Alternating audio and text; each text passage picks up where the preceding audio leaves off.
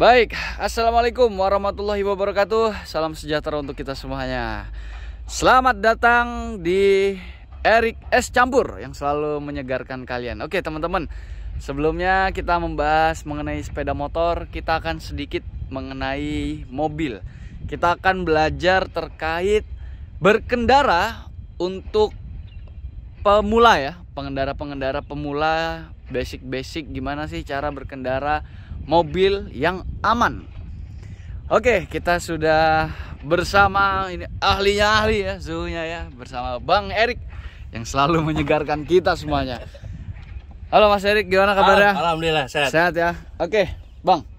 Saya mau nanya nih, kita akan sharing kepada teman-teman, kepada seluruh masyarakat Indonesia yang menonton Sobat Erik Es Campur terkait gimana sih cara berkendara menggunakan mobil. Siap. Untuk pemula tentunya yang aman, Bang. Siap. Masuk dulu dong tapi. Oh, masuk dulu ya? Siap, Dulu dong. Ya? Oke, siap. Masuk dulu biar adem. Ntar masa Iya. kaki keringatan. Hitam nanti saya. Oke, gimana, Bang?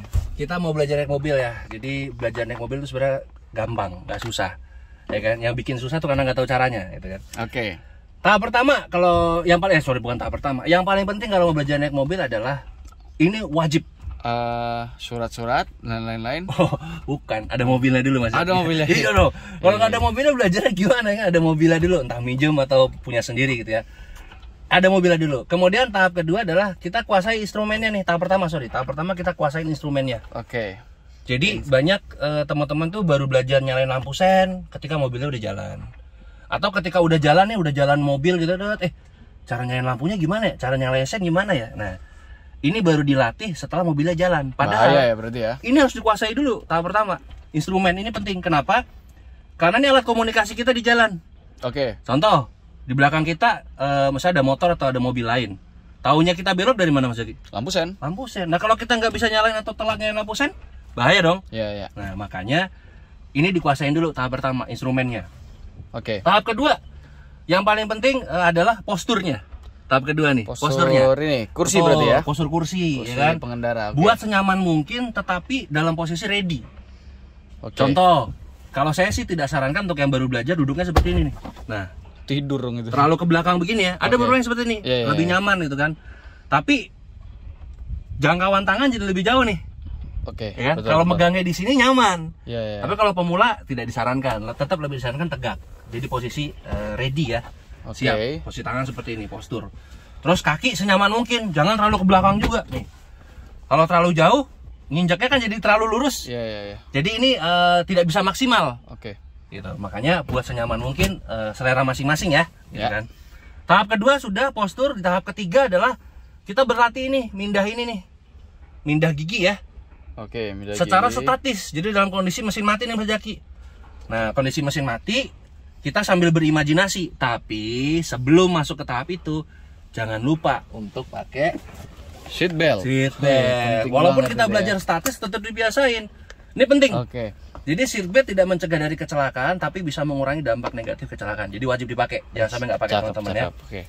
Jadi kita latihan statis nih, injek kopling. Karena kenapa ini penting? Karena biasanya teman-teman kalau lagi belajar naik mobil, ketika mau pindah persneling, matanya lihat ke sini nih. Oh ini ya, melihat. Iya, lihat ke sini ya? 2, injak kopling, lihat ke sini 3, baru lihat ke depan begini. Padahal 1 detik saja pandangan kita teralihkan ke sini, itu bahaya banget Mas Zaki.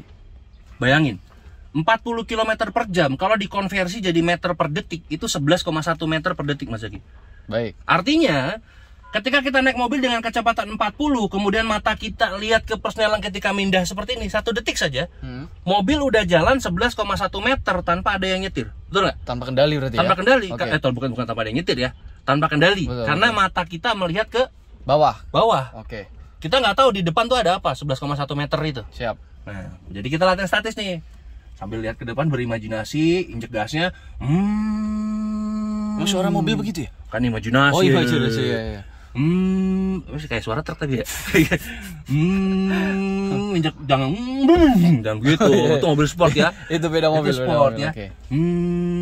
Injek kopling, pindah 2. Lo lepas koplingnya, injak kopling, pindah 3. Yang penting dicari feeling ini ya Mas ya. Betul. Perpindahan Lepas gigi tanpa melihat. Betul. Gitu, Sekarang injek gas, injek kopling, pindah 4.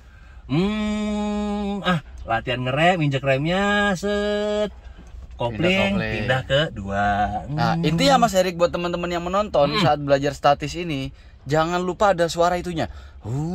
Nah gitu ya. Itu cuma penguat aja ya. Siap. Biar imajinasinya dapat gitu kan. Nah, lakukan latihan ini 5 sampai 10 detik atau sampai teman-teman nyaman. Ya. Oke. Jadi jadi misalkan posisi 1 ya. Udah kopling udah lepas, pindah 2, injak kopling, pindah 2, injak kopling, pindah 3, injak kopling, pindah 4, sampai benar-benar teman-teman nguasain ini tanpa perlu ngeliat ke bawah. Jadi tangan kiri ini seakan-akan bergerak sendiri gitu.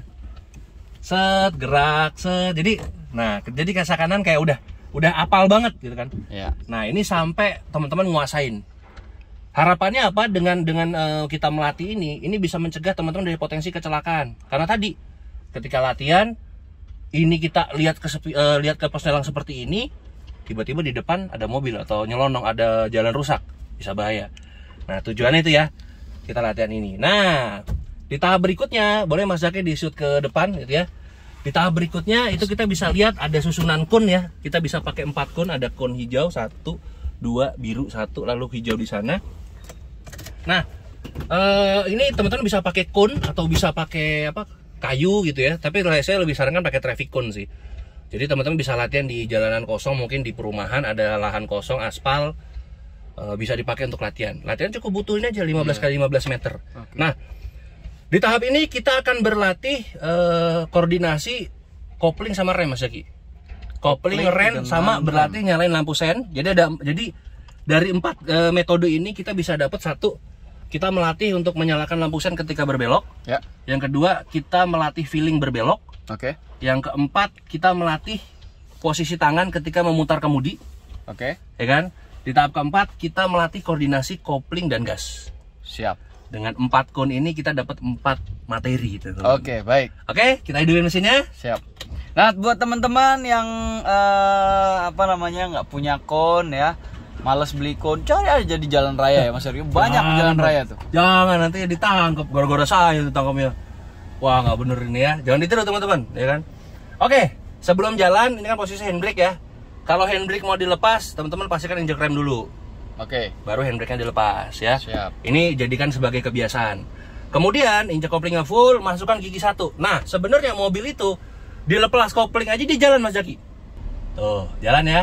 Pelan-pelan. Ini tanpa buka gas. Tanpa buka gas. Nih, kaki saya naik tuh. Tuh, kaki saya naik. Teman-teman saat belajar nggak usah dicontoh ya. Nggak usah diikuti. Nah, kita kasih jarak kon sama mobil sekitar 1 meter ya. Kemudian belokkan stang ketika kon ini sejajar dengan tubuh mobil kita atau sama dashboard mobil. Belokin.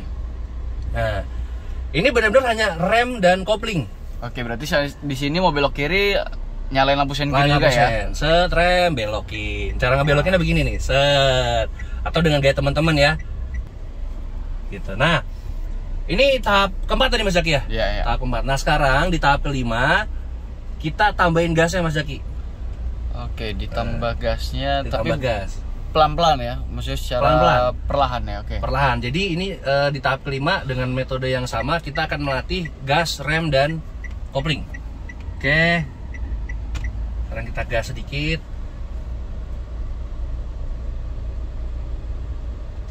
Nah, ya. Belokan, sen, belokin. Gas. Direm, kopling, belokin. Gas.